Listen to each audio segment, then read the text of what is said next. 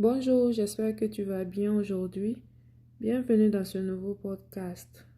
Avant de commencer, je vais te lire 2 à 3 versets.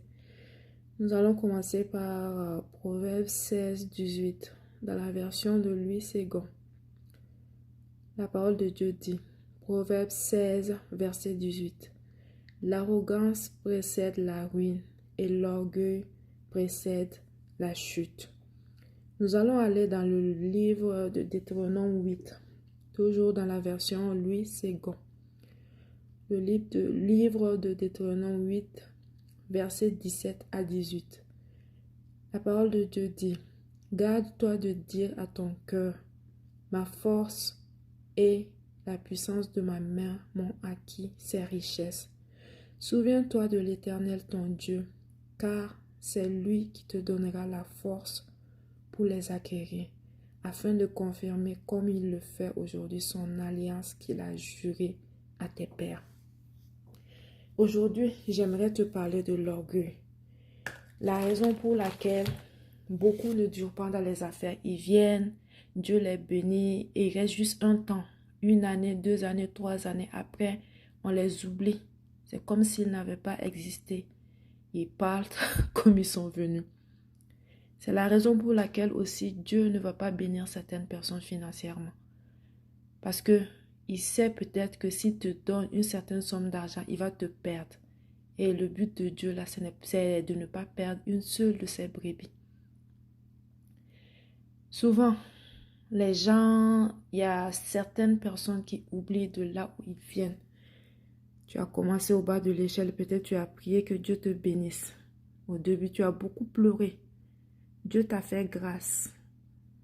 Et la parole de Dieu dit, garde-toi de dire que ce n'est pas ta propre force. Dieu m'a donné cette révélation il y a peu. C'est lui qui nous envoie nos clients. C'est lui qui nous bénit. C'est lui qui nous envoie les finances. C'est lui qui pourvoit à nos besoins. Ce n'est pas par ta propre force. Si c'était ça, pense au monsieur qui fait pousse-pousse chaque jour. Il pousse son chariot du matin au soir pour 1000 francs par jour peut-être.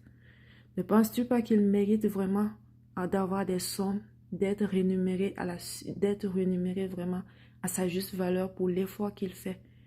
Essaie un peu de pousser ce chariot et tu vas voir que vraiment tout est grâce. Donc, pour revenir à ce que je disais, gardons nos cœurs, surtout de l'orgueil. Certaines personnes, 1, 2, 3 seulement, Dieu les bénit. Personne ne peut plus respirer au travail. Quand tes employés entendent le son de ta voiture, tout le monde court pour se cacher.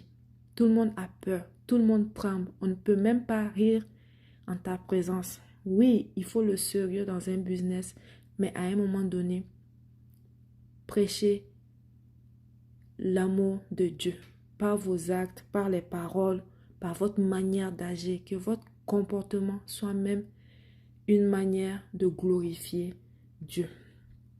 Souvent, j'écoute certaines personnes sur les réseaux sociaux et je secoue la tête, je me dis, mais c'est pas possible. Où est Dieu?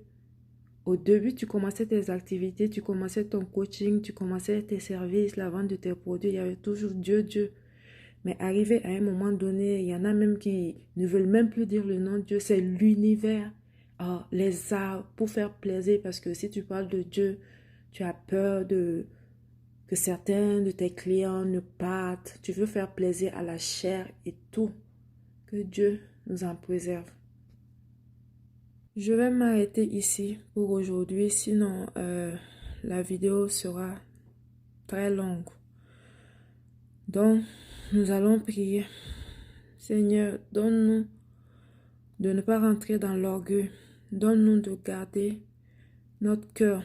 Donne-nous de t'être agréable par nos actes, par notre manière de parler, par notre manière de nous tenir sur les réseaux sociaux, par nos manières de vendre nos produits, par nos manières d'être dans le commerce, dans les business.